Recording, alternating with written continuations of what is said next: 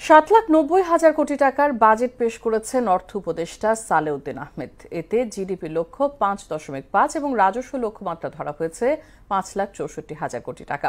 Budget বক্তৃতায় অর্থ উপদেষ্টা বলেন, আগামী মাসেই মূল্যস্ফীতি 8% নামিয়ে আনা সম্ভব হবে। এর আগে 2025-26 অর্থ বছরের বাজেট অনুমোদন দেয় উপদেষ্টা পরিষদ। শামীমুজ্জামান চৌধুরীর রিপোর্ট। দেশের ইতিহাসে প্রথম বাজেট দিল অন্তর্বর্তী সরকার। প্রধান উপদেষ্টা প্রফেসর মোহাম্মদ ইউনূসের সভাপতিত্বে বাজেট অনুমোদন দেয় উপদেষ্টা পরিষদ। এছাড়াও 2024-25 অর্থ বছরের সংশোধিত জাতীয় বাজেট এবং অর্থ বিল 2025-26 উপদেষ্টা পরিষদে অনুমোদন পায়। পরে দেশের 54তম জাতীয় বাজেট উপস্থাপন করেন অর্থ উপদেষ্টা সালেউদ্দিন আহমেদ। জাতীয় সংসদ না থাকায় এবার রেডিও টেলিভিশনে বাজেট ঘোষণা করে গণঅভ্যুত্থান পরবর্তী প্রেক্ষাপটে গঠিত অন্তর্বর্তী সরকার, যার আকার 7,90,000 কোটি টাকা। 2025-26 অর্থ বছরের জন্য মোট 7,90,000 কোটি টাকা ব্যয়ের প্রস্তাব করছি, যা জিডিপি 12.7%।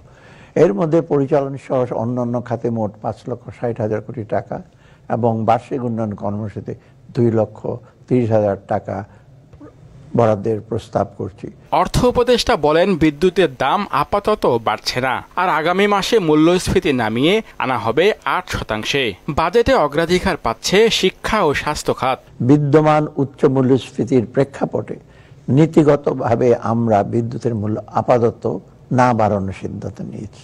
বিগত সময়ে প্রতি অর্থ বছরে বাজেটের আকার বাড়লেও দেশের অর্থনীতি কয়েক বছর ধরেই মন্দার সময় পার করছে, তাই এবার কিছুটা কাটছাট করা হয়েছে। প্রস্তাবিত বাজেটে রাজস্ব আহরণের লক্ষ্যমাত্রা 5,64,000 কোটি এবং ঘাটতি ধরা হচ্ছে 2,30,000 কোটি টাকা।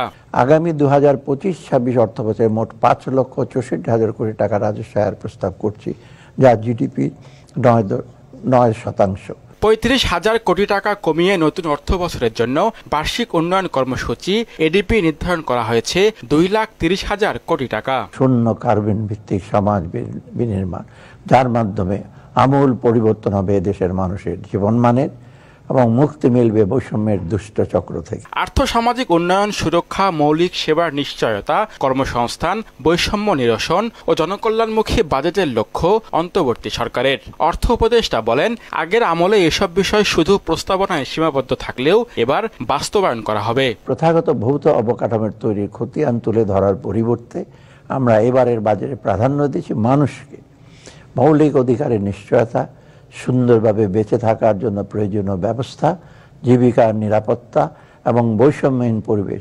এই অত্যাবশ্যক উপাদানগুলো ছাড়া যে কোনো রাষ্ট্র অকার্যকর হয়ে পড়ে দুর্বল হয় সমাজের ভিত। এবারের বাজেটে তাই শিক্ষা, স্বাস্থ্য, সুশাসন, নাগরিক সুবিধা, কর্মসংস্থান ইত্যাদি বিষয়ের উপর জোর দেওয়া হয়েছে।